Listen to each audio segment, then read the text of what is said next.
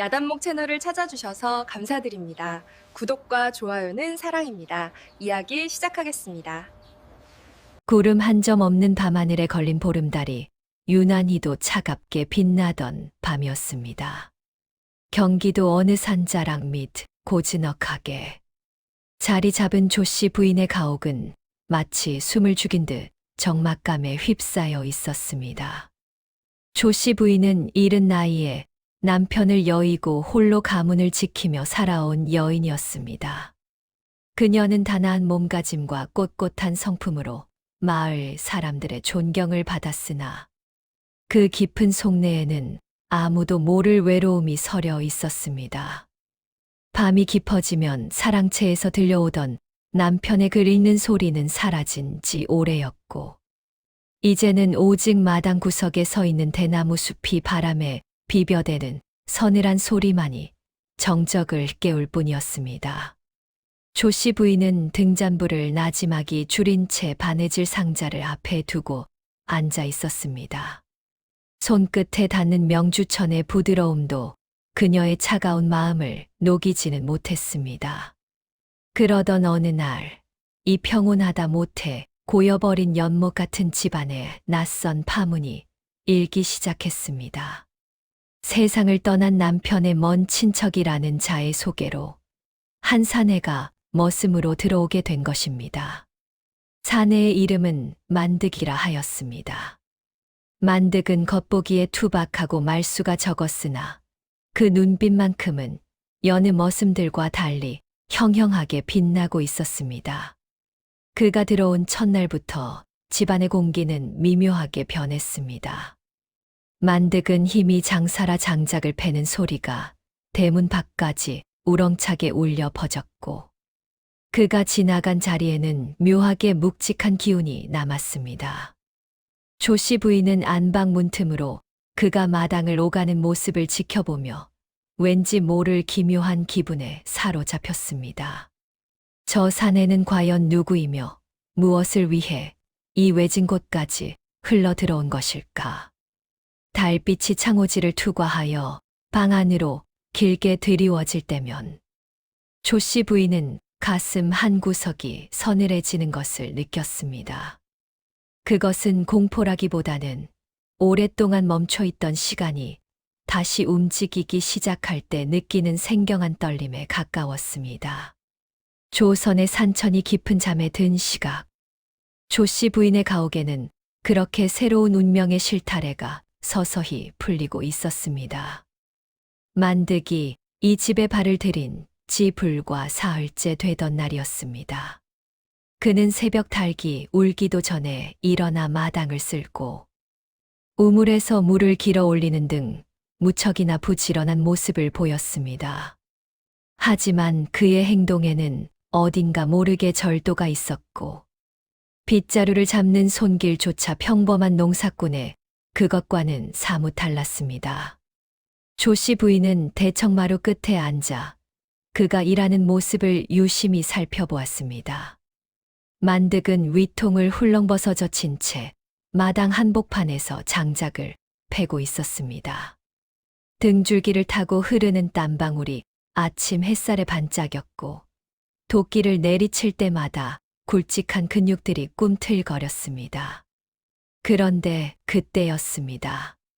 조씨 부인의 눈에 만득의 넓은 등판에 새겨진 기묘한 자국이 들어왔습니다. 그것은 단순한 흉터가 아니었습니다.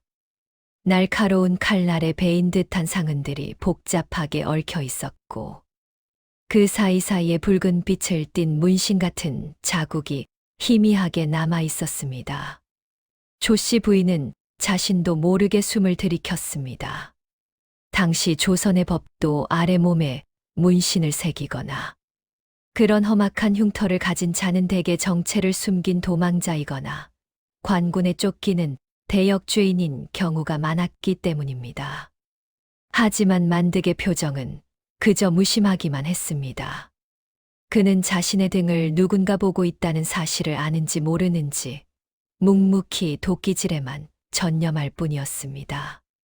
그날 오후 조씨 부인은 만득을 조용히 불러 세웠습니다. 만드가, 너는 고향이 어디냐? 부인의 물음에 만득은 잠시 멈칫하더니 고개를 깊숙이 숙이며 답했습니다.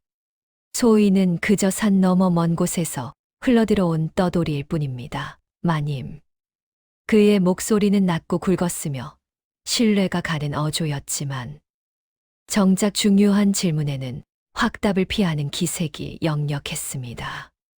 조씨 부인의 마음속에는 의구심이 피어올랐습니다. 먼 친척의 소개라고는 하나 이토록 건장하고 기계가 남다른 사내가 어찌하여 이 외진 과부의 집에서 머슴 노릇을 자처한단 말인가.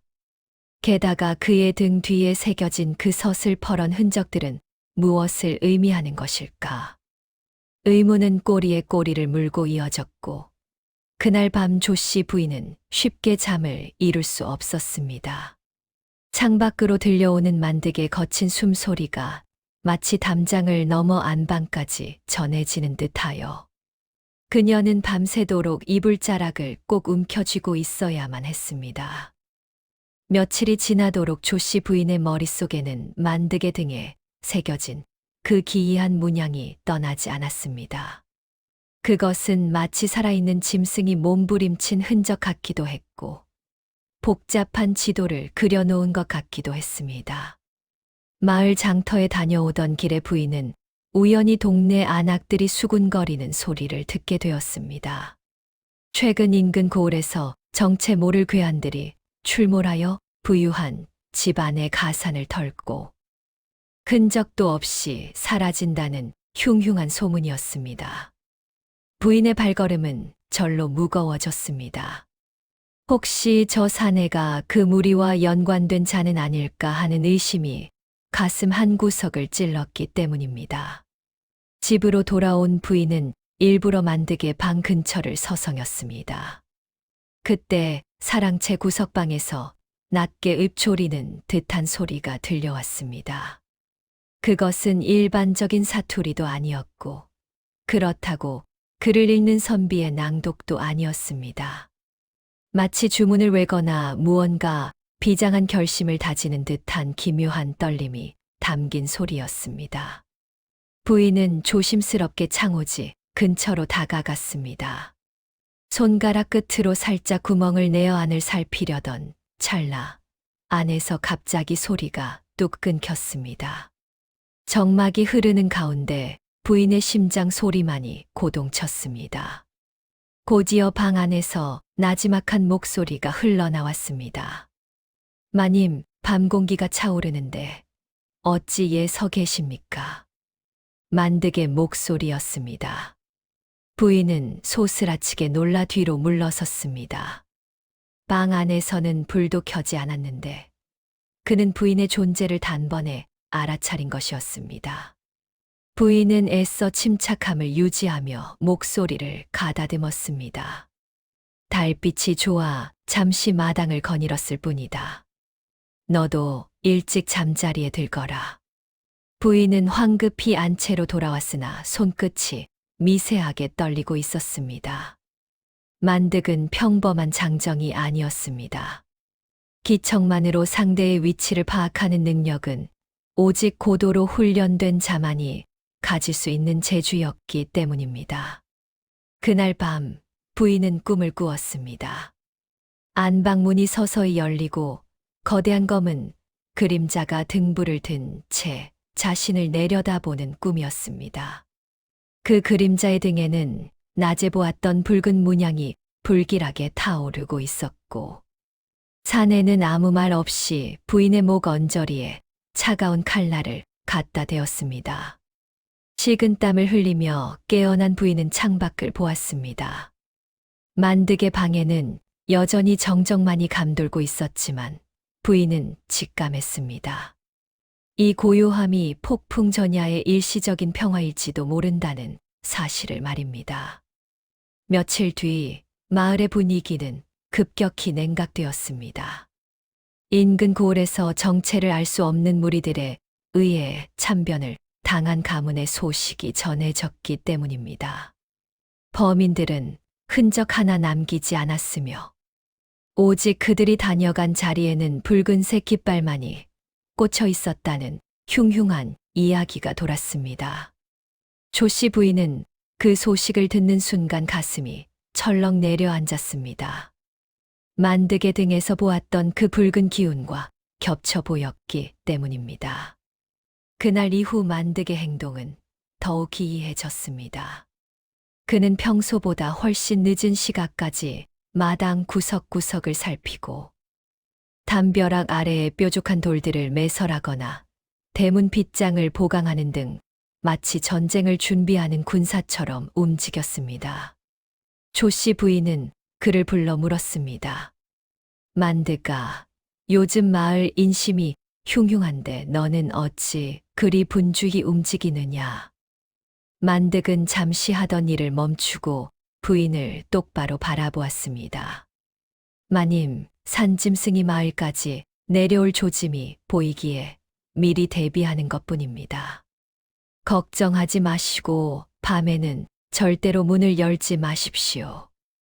그의 말은 공손했으나 그 안에 담긴 무게감은 부인의 숨을 막히게 했습니다. 산짐승이라니요. 그가 말하는 짐승이 산속의 호랑이인지 아니면 칼을 든 사람인지 부인은 알 수 없었습니다. 하지만 확실한 것은 만득이 무언가 거대한 재앙이 다가오고 있음을 미리 감지하고 있다는 사실이었습니다. 어느 날 밤 부인은 자다 말고 이상한 소리에 눈을 떴습니다. 지붕 위를 가볍게 스치는 발소리였습니다. 짐승의 발소리라기엔 너무나 규칙적이고 조심스러웠습니다. 부인은 조심스럽게 문틈으로 밖을 내다보았습니다. 달빛 아래 만득이 호적삼 하나만 걸친 채 마당 한복판에 서 있었습니다. 그런데 그의 손에는 평소 쓰던 빗자루나 도끼가 아닌 길쭉하고 날카로운 검 한 자루가 쥐어져 있었습니다. 만득은 허공을 향해 검을 한 번 휘둘렀습니다. 그 기세가 어찌나 매섭던지 바람 가르는 소리가 안방까지 들려올 정도였습니다. 부인은 공포와 경외심이 뒤섞인 눈으로 그 광경을 지켜보았습니다. 저 사내는 단순한 머슴이 아니었습니다. 일개 방랑자도 아니었습니다. 검을 다루는 솜씨로 보아 나라의 녹을 먹던 무관이거나 그의 필적하는 고수임이 분명했습니다. 과연 저 예리한 칼날은 누구를 지키기 위함이며 또 누구를 베기 위해 준비된 것인지 조 씨 부인의 의구심은 이제 확신 섞인 두려움으로 변해가고 있었습니다. 정막이 강물처럼 흐르는 깊은 밤이었습니다. 조 씨 부인은 만득의 정체에 대한 의구심 때문에 며칠째 깊은 잠을 이루지 못하고 있었습니다. 그러던 어느 날 밤 대문 밖에서 들려오는 아주 미세한 금소금과 함께 만득이 방에서 나오는 소리가 들렸습니다. 부인은 숨을 죽이고 문틈에 눈을 갖다 대었습니다. 만득은 평소처럼 빗자루를 들고 있었으나 그의 움직임은 전혀 달랐습니다. 그는 마당의 흙을 단순히 쓰는 것이 아니라 마치 어떤 진법을 그리듯 특정한 궤적을 따라 움직이고 있었습니다. 그가 지나간 자리에는 빗자루 자국이 기묘한 문양을 만들었고 그 위에 희뿌연 가루를 뿌리는 모습도 포착되었습니다. 그것은 일반적인 청소가 아니라 누군가의 침입을 감지하거나 혹은 부정을 막기 위한 비술처럼 보였습니다. 더욱 기이한 것은 만득이 담벼락 아래에 귀를 대고 한참 동안 땅속의 울림을 듣는 행동이었습니다. 그는 마치 땅 밑에서 들려오는 아주 작은 진동조차 놓치지 않으려는 듯 온 신경을 집중하고 있었습니다. 부인은 등줄기에 서늘한 소름이 돋았습니다. 머슴의 탈을 쓴 저 사내는 지금 이 집을 단순한 거처가 아닌 하나의 요새로 만들고 있었던 것입니다. 만득은 청소를 마친 뒤 갑자기 부인이 보고 있는 안채 쪽을 향해 고개를 돌렸습니다.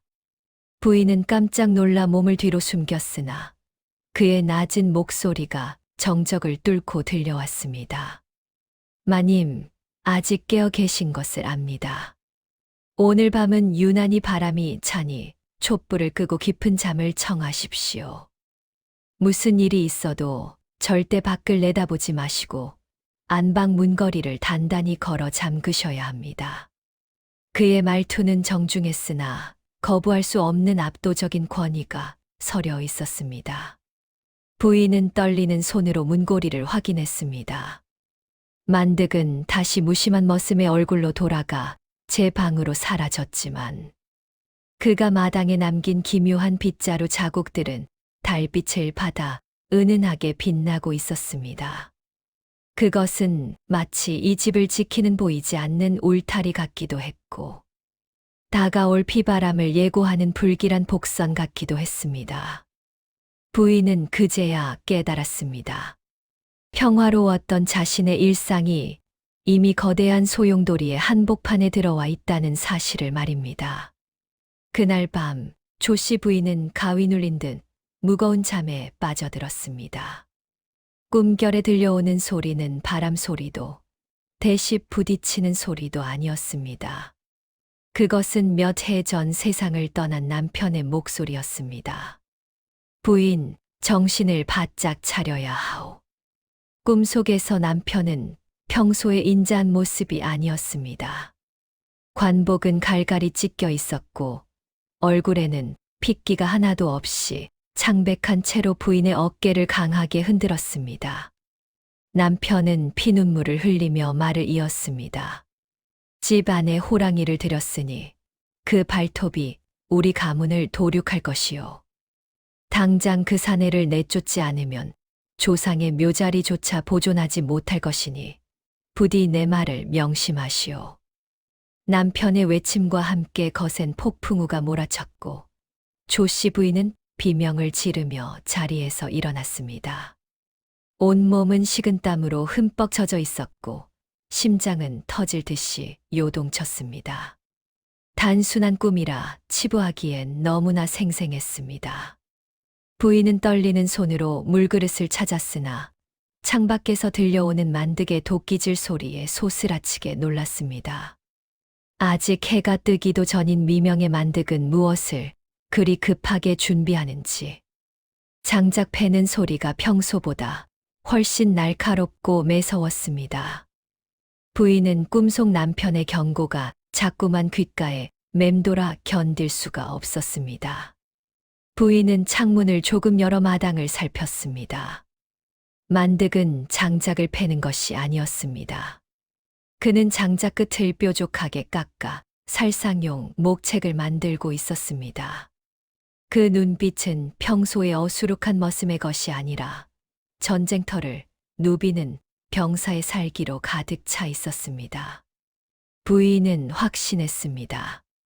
저 사내가 우리 집에 들어온 것은 결코 우연이 아니며 남편이 경고한 그 호랑이가 바로 저 사내라는 사실을 말입니다. 하지만 만득의 눈빛에서 느껴지는 것은 단순한 악의가 아니었습니다. 그것은 무언가로부터 자신을 혹은 이 집을 지키고자 하는 절박함에 더 가까워 보였습니다. 부인은 혼란스러웠습니다. 죽은 남편의 홀령이 전하는 경고를 믿어야 할지 아니면 자신의 가문을 지키기 위해 담장을 요새로 만들고 있는 저 정체 모를 사내를 믿어야 할지 갈피를 잡을 수 없었습니다. 동쪽 하늘이 붉게 물들기 시작했지만 조씨 부인의 마음속에는 여전히 짙은 어둠이 깔려 있었습니다. 남편의 서늘한 경고를 꿈에서 들은 뒤로 조씨 부인은 만득의 일거수일투족을 의심의 눈초리로 지켜보기 시작했습니다. 평소에는 그저 부지런한 머슴이라 여겼던 모든 행동이 이제는 무언가 거대한 음모를 꾸미는 치밀한 계획처럼 보였습니다. 특히 정오가 지날 무렵이면 만득은 땔감을 구하러 간다는 핑계로 뒷산 깊은 곳으로 향하곤 했는데 돌아올 때 메어오는 지게에는 늘 땔감보다 기이한 약초나 단단한 돌멩이들이 더 많이 담겨 있었습니다. 참다 못한 조 씨 부인은 결심을 굳혔습니다. 직접 저 사내의 뒤를 쫓아 정체를 확인하기로 한 것입니다. 부인은 장옷을 깊게 눌러쓰고 만드기 산길을 오른 지 한참이 지난 뒤 조심스럽게 뒷산으로 향했습니다. 평소 가녀린 몸매로 산을 타는 것이 쉽지 않았으나 가문을 지켜야 한다는 절박함이 그녀의 발걸음을 재촉했습니다. 한참을 올라갔을까 우거진 칠덩굴 사이로 사람의 발길이 닿지 않은 듯한 좁은 길이 나타났습니다. 부인은 숨을 죽이며 바위 뒤에 몸을 숨겼습니다. 저 멀리 만득의 뒷모습이 보였습니다. 그런데 만득은 나무를 베는 것이 아니었습니다. 그는 산 중턱에 위치한 오래된 폐사지 근처에서 누군가를 기다리는 듯 사방을 경계하며 서 있었습니다. 잠시 후 숲속에서 부스럭거리는 소리와 함께 검은 복색을 한 사내 둘이 나타났습니다. 조 씨 부인은 너무 놀라 입을 틀어 막았습니다. 그들은 분명 일반적인 상인이나 농민의 차림새가 아니었습니다. 허리춤에는 예리한 칼을 차고 있었고 몸놀림이 짐승처럼 날렵했습니다. 만득은 그들을 보자마자 허리를 숙여 예의를 갖추는 듯 하더니 품속에서 종이 한 장을 꺼내 전달했습니다. 멀어서 대화 내용은 들리지 않았으나 만득의 표정은 그 어느 때보다 진지하고 위엄이 넘쳤습니다. 검은 무리의 사내 중 하나가 만득의 어깨를 치며 무언가 지시를 내리는 듯 했고 만득은 단호하게 고개를 끄덕였습니다. 부인의 심장은 마치 터질 듯이 방망이질 쳤습니다. 남편의 말대로 만득은 이 가문을 해치려는 무리의 첩자였던 것일까요? 아니면 더 끔찍한 계획을 세우는 우두머리였던 것일까요? 부인이 겁에 질려 뒷걸음질을 치던 찰나 발 아래에 있던 마른 나뭇가지가 그만 뚝 하고 부러지는 소리를 냈습니다. 순간 만득의 고개가 부인이 숨어있는 바위 쪽으로 무섭게 돌아갔습니다. 나뭇가지 부러지는 소리가 정적을 깨뜨리자 만득의 눈빛이 맹수처럼 번뜩였습니다. 조 씨 부인은 심장이 멎는 듯한 공포에 질려 바위 뒤로 몸을 한껏 웅크렸습니다. 다행히 산바람이 거세게 불어 대시 부딪히는 소리가 소음을 덮어주었고 만득은 잠시 주위를 살피더니 다시 검은 무리들과 대화를 이어갔습니다. 부인은 기회를 놓치지 않고 가파른 산비탈을 타고 내려와 그들이 모였던 장소 근처의 작은 동굴로 몸을 숨겼습니다. 그들이 떠난 뒤 부인은 홀린 듯 만득이 머물렀던 자리 근처를 훑었습니다. 그런데 바위 틈바구니 속에 낡은 보따리 하나가 숨겨져 있는 것이 보였습니다. 떨리는 손으로 보따리를 풀어본 부인은 그만 바닥에 주저앉고 말았습니다. 그 안에는 피칠갑이 된 채 말라붙은 낡은 군복 한 벌과 황실의 문양이 새겨진 은빛 군패가 들어 있었습니다. 군패에는 내금이 상급무관이라는 글자가 선명하게 박혀 있었습니다. 내금이라 함은 임금의 곁을 지키는 최정예 무사들을 일컫는 곳이 아니던가요. 그런 고귀한 신분의 사내가 어찌하여 이 깊은 산골에 머슴 노릇을 하고 있단 말입니까? 더구나 보따리 밑바닥에는 조 씨 부인의 가문 이름과 남편의 함자가 적힌 서찰 꾸러미가 놓여 있었습니다. 서찰의 내용은 더욱 충격적이었습니다. 거기에는 조 씨 부인의 남편이 생전에 조정의 거대한 비리를 조사하고 있었으며 그 배후 세력이 증거를 인멸하기 위해 조 씨 가문의 혈통을 완전히 끊으려 한다는 계획이 상세히 적혀 있었습니다. 만득은 그들을 돕는 첩자가 아니라 오히려 반대 세력으로부터 부인을 보호하기 위해 신분을 숨기고 잠입한 호위무사였던 것입니다. 부인은 온몸에 소름이 돋았습니다. 꿈속에서 남편이 했던 경고는 만득을 내쫓으라는 뜻이 아니라 집 안에 들어온 진짜 호랑이, 즉 조만간 들이닥칠 자객들을 경계하라는 뜻이었음을 그제야 깨달았습니다. 만득이 밤마다 마당을 쓸고 목책을 깎았던 것은 부인을 해치려 함이 아니라 목숨을 걸고 그녀를 지키기 위한 최후의 방어선을 구축하던 것이었습니다. 진실을 마주한 부인의 눈에 뜨거운 눈물이 고였습니다. 그러나 감동도 잠시 산 아래 가옥 쪽에서 불길한 징소리가 울려 퍼지기 시작했습니다. 산 아래 가옥에서 들려온 징소리는 고요한 밤의 정적을 무참히 찢어 놓았습니다. 조씨 부인은 치맛자락을 움켜쥐고 미친 듯이 산길을 내려왔습니다. 숨은 턱 끝까지 차오르고 가시덩굴의 손등이 긁혀 피가 났지만 아픔을 느낄 새도 없었습니다. 집 근처에 다다랐을 때 부인의 눈앞에는 믿기 힘든 광경이 펼쳐져 있었습니다. 평화롭던 가옥의 담장 주위로 검은 복면을 쓴 괴한들이 마치 굶주린 늑대들처럼 에워싸고 있었습니다.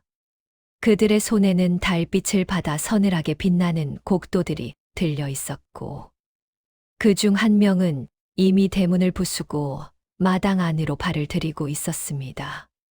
부인은 공포에 질려 비명을 지르려 했으나 누군가 뒤에서 그녀의 입을 강하게 틀어 막았습니다. 부인이 몸부림치자 귓가에 낮고 묵직한 목소리가 들려왔습니다. 마님, 소인입니다. 진정하십시오. 바로 만득이었습니다. 그는 언제 내려왔는지 부인의 뒤를 지키고 있었습니다. 그의 눈은 평소의 선량한 머슴의 눈이 아니었습니다.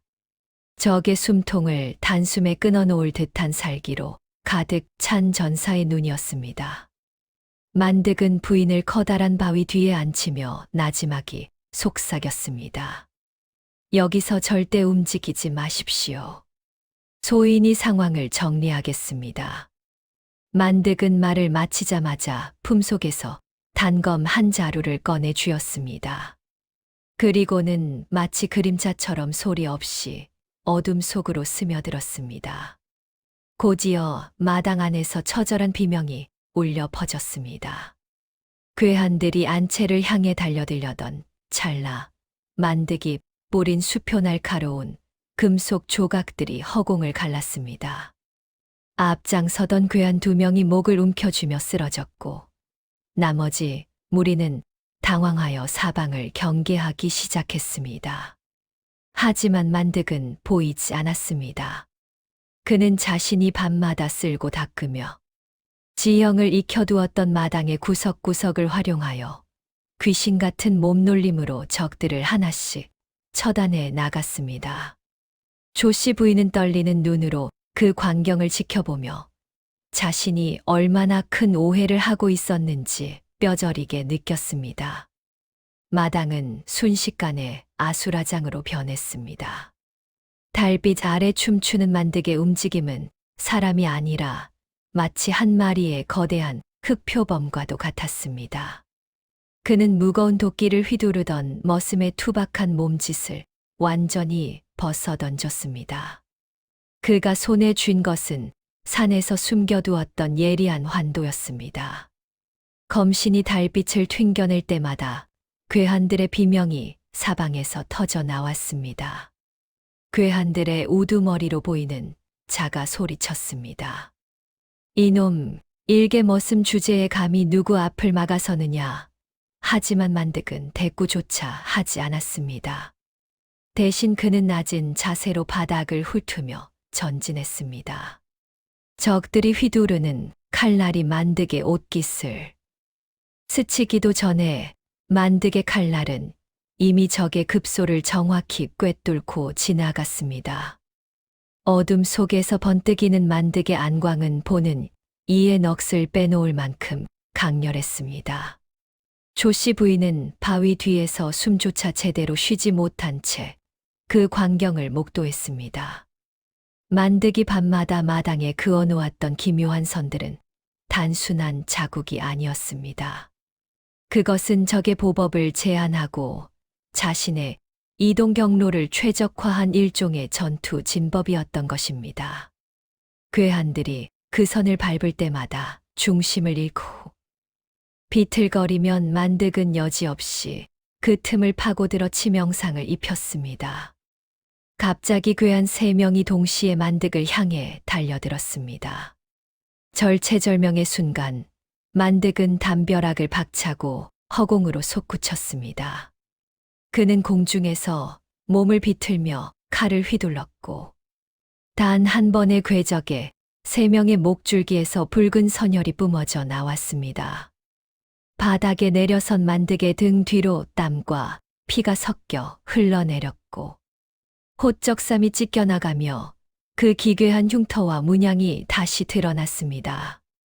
그것은 단순한 문신이 아니라 수많은 전장을 누비며 얻은 영광의 상처이자 죽은 전우들의 넋을 기리는 맹세의 표식이었음을 부인은 이제야 깨달았습니다.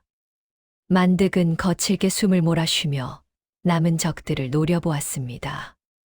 그의 발치에는 이미 6명의 시신이 널브러져 있었고 공포에 질린 나머지 적들은 감히 뒤로 물러나지도 앞으로 다가오지도 못한 채 칼자루만 떨며 쥐고 있었습니다. 살벌한 검기가 가득했던 마당에 잠시 기묘한 정적이 감돌았습니다. 만득은 피 묻은 칼날을 옆으로 털어내며 천천히 고개를 들었습니다. 그의 몸에서는 범접할 수 없는 위험이 뿜어져 나왔고 평소 어수룩하게 굽히던 등은 대나무처럼 곧게 펴져 있었습니다. 괴한들은 그 기세에 눌려 뒷걸음질 쳤습니다.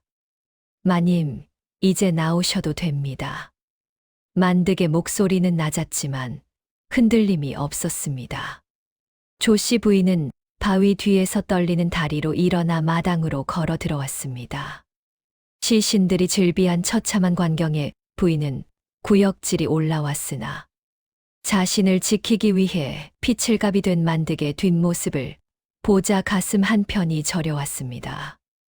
부인이 만득의 곁에 서자 그는 비로소 무릎을 꿇고 고개를 숙였습니다. 마님, 신분을 속이고 머슴으로 잠입한 무례를 용서하십시오. 소인은 전하의 밀명을 받들던 내금이 상금무관 강만득이라 하옵니다. 부인의 남편 되시는 나으리께서는 조정의 간신들이 은밀히 저지르던 매관매직과 영모의 증거를 확보하셨으나 그들에 의해 억울하게 독살당하셨습니다. 부인은 남편의 죽음이 병사가 아닌 독살이었다는 사실에 정신이 아득해졌습니다. 만득은 말을 이어갔습니다. 나으리께서는 숨을 거두시기 직전 소인에게 부인과 가문의 안위를 부탁하셨습니다. 저들이 노리는 것은 나으리가 숨겨두신 마지막 밀서입니다. 소인은 그 밀서가 이 집안 어딘가에 있음을 알고 저들의 습격을 대비하며 때를 기다려왔습니다. 조씨 부인은 그제야 모든 조각이 맞춰지는 것을 느꼈습니다. 남편이 죽기 전 유독 아끼던 서책들이며 만득이 밤마다 집안 곳곳을 살피던 눈길이 무엇을 의미했는지 말입니다. 만득은 단순한 호위무사가 아니라 남편의 마지막 유지를 받들기 위해 자신의 이름과 명예를 모두 버리고 비천한 머슴의 삶을 자택한 충신이었던 것입니다. 부인의 눈에서 굵은 눈물이 뺨을 타고 흘러내렸습니다. 하지만 슬픔을 누릴 여유는 없었습니다. 대문 밖 숲속에서 더 많은 횃불이 일렁이며 다가오고 있었기 때문입니다. 멀리서 다가오는 횃불의 행렬은 마치 거대한 불뱀이 산등성이를 타고 내려오는 듯했습니다. 만득은 부인을 안채의 가장 깊숙한 방으로 피신시킨 뒤 자신은 문설주에 기대어 숨을 고르고 있었습니다. 부인은 떨리는 손으로 만득의 찢어진 옷자락을 잡았습니다. 강무관님, 대체 우리 대감께서 어떤 밀서를 남기셨기에 이토록 모진 풍파가 몰아치는 것입니까? 만득은 잠시 눈을 감았다 뜨며 처연한 미소를 지었습니다. 마님, 대감께서는 조정의 권세가들이 왜구와 내통하여 국경의 수비 지도를 넘기려 했던 증거를 손에 넣으셨습니다. 그것이 밝혀지면 그들은 삼족이 멸하는 대역죄를 면치 못할 것이기에 대감의 목숨을 앗아가고 이제는 부인마저 입을 막으려 하는 것입니다.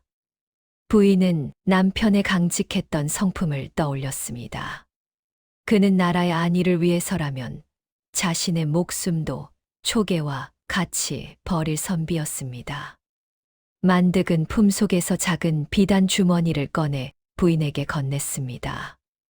이것은 대감께서 마지막으로 남기신 징표입니다. 이 안에 밀서의 행방이 적혀 있습니다. 소인이 놈들을 막는 동안 부인께서는 뒷문으로 빠져나가 고을 현감에게 가십시오. 그는 대감의 유일한 직위이니 도움을 줄 것입니다. 하지만 조씨 부인은 고개를 저었습니다.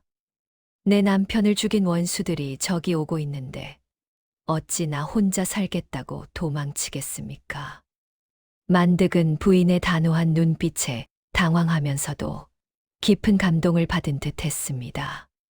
그때 담장 밖에서 수십 발의 화살이 빗발치기 시작했습니다.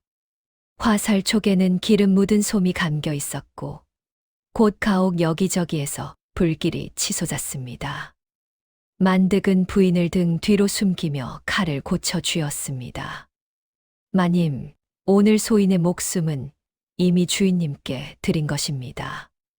다만 부인의 안위만은 소인이 저승길에 가서도 책임질 것이니 부디 소인을 믿고 끝까지 버텨주십시오.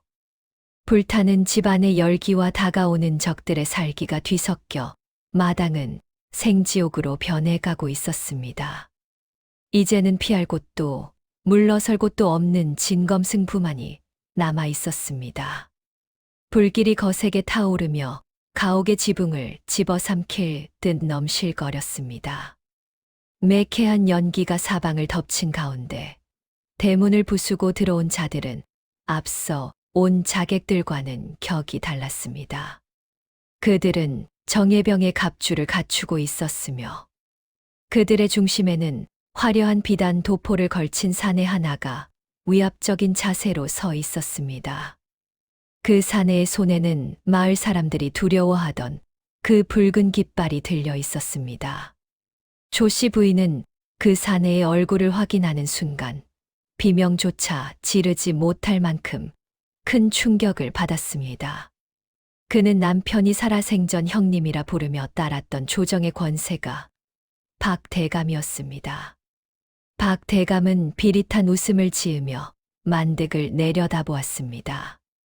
강만득, 내금위의 제일검이라 불리던 내가 고작 과부의 치맛자락 밑에서 머슴 노릇이나 하고 있었다니 참으로 가소롭구나. 만득은 칼끝을 낮게 깔며 대답했습니다. 나라를 팔아먹고 동료를 죽인 자의 밑에서 영화를 누리는 것보다는 머슴의 땀방울이 훨씬 고귀한 법이지요. 박대감은 코웃음을 치며 깃발을 흔들었습니다. 밀서만 내놓는다면 내 목숨과 저 여편네의 목숨은 살려주마. 하지만 끝까지 고집을 부린다면 이 가옥과 함께 잿더미로 만들어주겠다. 박대감의 명령에 따라 갑주를 입은 병사들이 반원형으로 포위망을 좁혀왔습니다. 만득은 부인을 등 뒤로 바짝 밀착시키며 나지막이 읊조렸습니다. 마님, 소인의 옷자락을 놓지 마십시오. 이제부터는 소인이 부인의 눈과 귀가 될 것입니다. 불길 속에서 만득의 그림자가 길게 늘어났고 그의 검은 다시금 푸른 빛을 띠며 진동하기 시작했습니다. 박대감이 손을 내리자 병사들이 일제히 달려들었습니다. 그것은 단순한 싸움이 아니라 거대한 바위와 거센 파도가 부딪히는 형국이었습니다. 만득은 밀려오는 창날들을 종이 한 장 차이로 피하며 그 틈을 파고들어 적의 갑옷 틈새를 정확히 찔렀습니다. 화염의 열기 속에서도 만득의 칼날은 얼음처럼 차갑고 정교했습니다.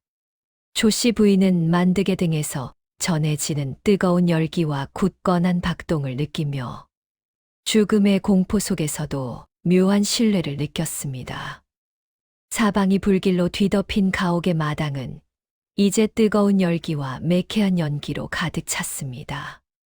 박 대감의 병사들이 끊임없이 밀려들었으나 만득은 마치 불 속에서 태어난 화신처럼 굳건히 자리를 지켰습니다.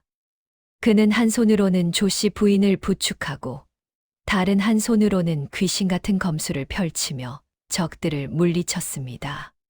적의 칼날이 만득의 팔뚝을 스쳐 핏방울이 튀었지만 그는 눈 하나 깜빡이지 않았습니다. 조씨 부인은 그 혼란스러운 와중에도 만득의 옆 얼굴을 보았습니다. 평소 머슴으로서 보여주던 굽신거리는 모습은 간데없고 오직 소중한 것을 지키려는 사내의 강인함만이 가득했습니다. 부인은 생전 남편에게서도 느껴보지 못한 기묘한 감정에 휩싸였습니다. 그것은 단순히 목숨을 구해준 자에 대한 고마움을 넘어 자신의 가장 비참하고 위험한 순간을 온몸으로 막아주고 있는 이 사내에 대한 깊은 신뢰와 연민이었습니다. 만득 역시 등 뒤에서 느껴지는 부인의 가녀린 떨림을 온전히 느끼고 있었습니다. 그는 속으로 다짐했습니다. 자신이 비록 이름 없는 머슴으로 살다 죽을지언정 이 여인만큼은 반드시 살려보내겠노라고 말입니다. 그는 부인의 손을 짧게 움켜쥐며 안심시켰습니다. 마님, 소인이 곁에 있으니 두려워 마십시오. 죽음의 문턱까지 함께 가더라도 소인이 앞장서겠습니다. 그 묘한 분위기도 잠시 박 대감의 비열한 웃음소리가 불길을 뚫고 들려왔습니다. 강만득, 내 놈이 저 과부에게 마음이라도 품은 것이냐? 가련하구나.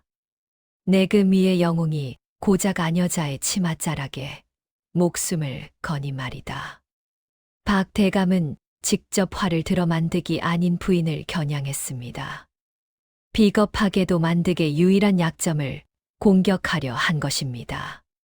시위를 떠난 화살이 부인의 심장을 향해 날아들던 그 찰나, 만득은 주저없이 자신의 몸을 날려 화살을 막아섰습니다.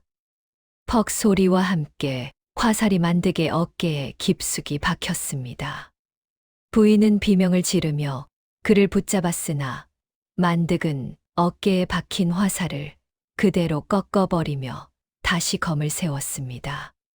그의 눈에는 이제 인간의 이성을 넘어선 가공할 분노가 서려 있었습니다. 어깨에 화살이 박혔음에도 만득은 신음 한마디 내뱉지 않았습니다. 오히려 그 고통이 그의 무인 정신을 더욱 날카롭게 깨운 듯 했습니다. 검은 연기가 달빛마저 가려버린 마당에는 오직 타오르는 불꽃의 붉은 기운만이 만득의 얼굴을 비추었습니다. 박 대감은 당황한 기색이 역력했습니다. 심장을 겨눈 화살을 몸으로 막아내고도 여전히 귀신 같은 기세로 서 있는 만득이 인간처럼 보이지 않았기 때문입니다. 만득은 부인을 안 채 기둥 뒤로 밀어넣으며 나지막이 말했습니다. 마님, 잠시만 눈을 감고 계십시오. 험한 광경은 소인이 다 가져가겠습니다. 부인은 눈물이 고인 채 고개를 저었지만 만득은 이미 화살처럼 적진을 향해 몸을 날린 뒤였습니다. 어깨의 부상 때문인지 그의 검술은 이전보다 훨씬 파괴적이고 거칠어졌습니다. 수비는 아예 도외시한 채 오직 적의 목숨을 앗아가는 일격필살의 공격이 쏟아졌습니다. 병사들이 창을 내밀어 만득의 앞을 가로막았지만 그는 창날 위를 밟고 도약하여 적의 머리 위에서 칼을 내리쳤습니다. 검이 지나가는 자리마다 쇠붙이가 잘려나가고 뼈가 부러지는 섬뜩한 소리가 울렸습니다. 박 대감의 호위병들이 하나둘 바닥에 고꾸라지자 마당은 이제 사람의 피로 질척이기 시작했습니다. 열기와 피비린내가 뒤섞인 그 공간에서 만득은 오직 부인을 향해 다가오는 모든 생명체를 지워나가고 있었습니다. 박 대감은 뒤로 물러나며 소리쳤습니다. 쏴라. 화살을 아끼지 말고 모두 쏴 죽여라. 명령이 떨어지기 무섭게 다시금 화살비가 쏟아졌습니다. 만득은 타오르는 멍석을 칼끝으로 걷어 올려 화살마기를 만들며 전진했습니다. 그의 몸 곳곳에는 이미 크고 작은 상처들이 늘어났고 호쩍삼은 피에 젖어 검게 변해버렸습니다. 하지만 만득의 발걸음은 단 한치의 흔들림도 없이 박 대감을 향해 좁혀지고 있었습니다.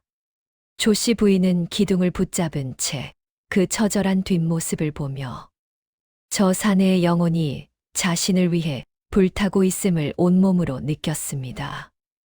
만득의 칼날이 마침내 박 대감의 턱 밑까지 이르렀습니다. 주변을 호위하던 병사들은 이미 만득의 가공할 기세에 눌려 칼자루를 놓거나 바닥에 쓰러진 뒤였습니다. 불길에 휩싸인 대들보가 요란한 소리를 내며 무너져 내렸지만 만득의 시선은 오직 박 대감의 비겁한 눈동자만을 꿰뚫고 있었습니다. 박 대감은 뒷걸음질을 치다 타오르는 담벼락에 막히자 비로소 사시나무 떨듯 몸을 떨기 시작했습니다. 강무관, 잠시만 기다리게.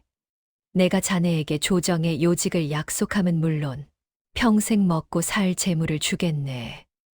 박 대감의 비굴한 외침에 만득은 피 묻은 칼을 천천히 들어 올렸습니다.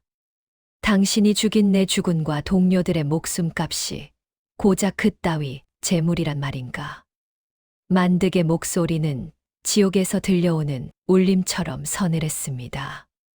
그는 칼을 휘둘러 박 대감이 들고 있던 붉은 깃발의 깃대를 단번에 베어버렸습니다. 그때였습니다. 쓰러져 있던 병사 중 한 명이 품속에서 비수를 꺼내 만득의 등 뒤를 노리고 달려들었습니다. 안채 기둥 뒤에서 이를 지켜보던 조씨 부인은 자신도 모르게 비명을 지르며 밖으로 뛰어나왔습니다. 안 됩니다. 부인은 만득을 향해 몸을 던졌고 비수는 만득의 허벅지를 깊게 찔렀습니다. 만득은 신음하며 무릎을 꿇었지만 그 찰나의 순간에도 칼을 뒤로 휘둘러 기습한 자의 가슴을 관통시켰습니다. 부인은 피를 흘리며 쓰러지는 만득을 붙잡고 오열했습니다. 저 때문에 이토록 고초를 겪으시다니요. 만득은 거친 숨을 몰아쉬면서도 부인의 손을 꼭 쥐었습니다. 마님, 소인의 상처는 걱정 마십시오. 저 간신의 목을 베기 전에는 결코 눈을 감지 않을 것입니다. 만득은 부상을 입은 다리를 이끌고 다시 일어섰습니다. 박 대감은 겁에 질려 기어 도망치려 했으나 만득의 칼날은 이미 그의 심장 위를 겨누고 있었습니다.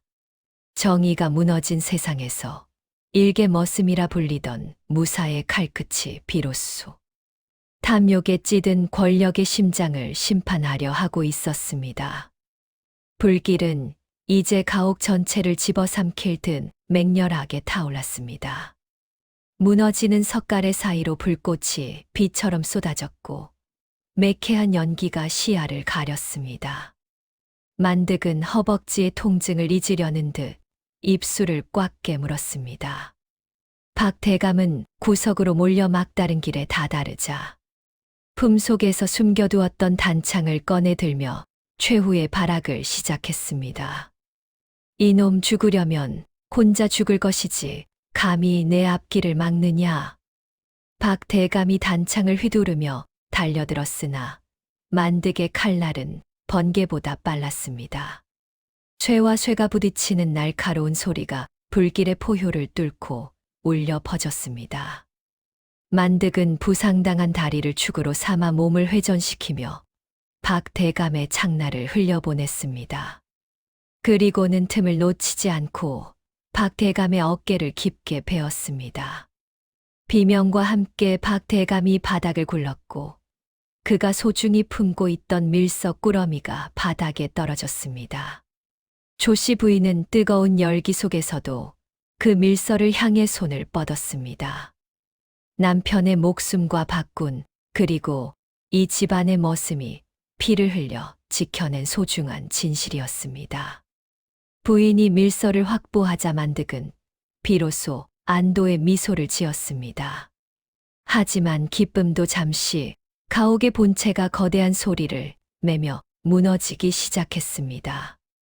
타오르는 대들보가 두 사람의 머리 위로 덮쳐오고 있었습니다.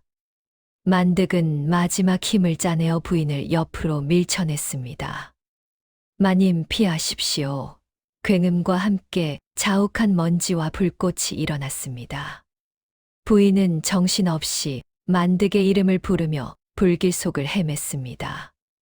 권세에 눈이 멀어 수많은 목숨을 앗아갔던 박 대감은 무너진 잔해에 깔려 비참한 최후를 맞이했고 그가 휘두르던 붉은 깃발은 불길 속에 흔적도 없이 타들어갔습니다. 이제 마당에는 오직 부인의 애절한 부름과 타오르는 불꽃 소리만이 가득했습니다. 무너진 대들보 사이로 자욱한 먼지와 불꽃이 치솟았습니다. 조씨 부인은 정신없이 만득의 이름을 부르며 무너진 잔해를 손으로 파헤쳤습니다. 손가락 끝이 불길에 데이고 손톱 밑에서 피가 배어 나왔지만 부인은 멈추지 않았습니다. 그때 묵직한 목재 아래에서 피 묻은 손 하나가 솟구쳐 올랐습니다. 만득이었습니다. 그는 온몸으로 무너지는 석가래를 버텨내며 부인이 피할 공간을 만들어냈던 것입니다. 부인은 만득을 끌어안고 오열했습니다. 강무관님, 정신 차리십시오. 하지만 만득은 이미 정신이 혼미한 와중에도 부인의 품 안에 있는 밀서가 무사한지부터 확인했습니다. 그는 피 섞인 침을 뱉어내며 간신히 입을 뗐습니다. 마님, 이제 다 끝났습니다. 저 간신은 천벌을 받았고 나으리의 원한도 이제야 씻겨 내려갈 것입니다. 마당 곳곳에 쓰러진 자객들과 박 대감의 시신 위로 뒤늦게 출동한 고을 포졸들이 들이닥쳤습니다. 만득이 미리 연계를 해두었던 현감의 군사들이었습니다. 그들은 불타는 가옥을 정비하고 살아남은 무리를 압송하기 시작했습니다. 박 대감이 그토록 숨기려 했던 밀서에는 왜구와 내통한 증거뿐만 아니라 조정 내부에 깊숙이 박혀 있는 배신자들의 명단이 빼곡히 적혀 있었습니다. 새벽녘 굴길이 점차 잦아들고 연기만이 자욱한 마당에 조씨 부인과 만득은 나란히 앉아 있었습니다. 부인은 자신의 치맛자락을 찢어 만득의 깊은 상처들을 정성스레 싸매 주었습니다. 평소 머슴과 안 주인의 관계였다면 상상도 못할 일이었으나 지금 이 순간 두 사람에게 신분은 아무런 의미가 없었습니다. 그저 서로의 목숨을 지켜낸 동지이자 칠흑 같은 밤을 함께 건너온 유일한 증인이었을 뿐입니다. 동쪽 하늘에서 푸르스름한 기운이 번져오며 차가운 이슬이 내려앉았습니다. 피비린내와 화염의 열기로 가득했던 가옥에는 이제야 고요한 평화가 찾아왔습니다. 하지만 그것은 많은 것을 잃은 뒤에 얻은 무겁고도 아픈 평화였습니다. 불길이 휩쓸고 지나간 가옥은 처참한 몰골로 변해 있었습니다. 화려했던 단청은 검은 숫덩이가 되었고 조씨 부인이 애지중지 가꾸던 정원의 꽃들도 연기에 시들어 버렸습니다. 하지만 그 잿더미 위로 돋아나는 아침 햇살은 유난히도 맑고 투명했습니다. 고을 현감의 배려로 임시 거처를 마련한 조씨 부인은 제일 먼저 만득의 안부부터 챙겼습니다. 만득은 큰 부상을 입었음에도 불구하고 무인 특유의 강인한 정신력으로 고비를 넘겼습니다. 그는 더 이상 낡은 머슴복을 입지 않았습니다. 현감이 보내온 정갈한 의복을 입고 앉아있는 그의 모습은 영락없는 기계 높은 무관의 자태였습니다. 부인은 그를 위해 손수 끓인 미음을 들고 방을 찾았습니다. 강 무관님, 몸은 좀 어떠하십니까? 부인의 목소리에는 깊은 염려와 함께 형용할 수 없는 애틋함이 서려 있었습니다. 만득은 자리에서 일어나려 했으나 부인이 만류하자 겸허히 고개를 숙였습니다. 마님 덕분에 소생이 목숨을 부지했습니다. 나으리의 밀선은 이미 한양으로 압송되었고 연루된 간신들도 모두 포박되었다는 전갈이 왔습니다. 부인은 창밖에 타버린 가옥을 바라보며 나지막이 읊조렸습니다. 집도 재산도 모두 잃었지만 이제야 비로소 남편의 영혼이 편히 잠들 수 있게 되었으니 아쉬울 것이 없습니다. 다만 무관님께 진 빚을 어찌 갚아야 할지 모르겠습니다. 만득은 부인의 눈을 똑바로 바라보았습니다. 소인은 빚을 갚으러 온 것이 아니라 약속을 지키러 온 것입니다.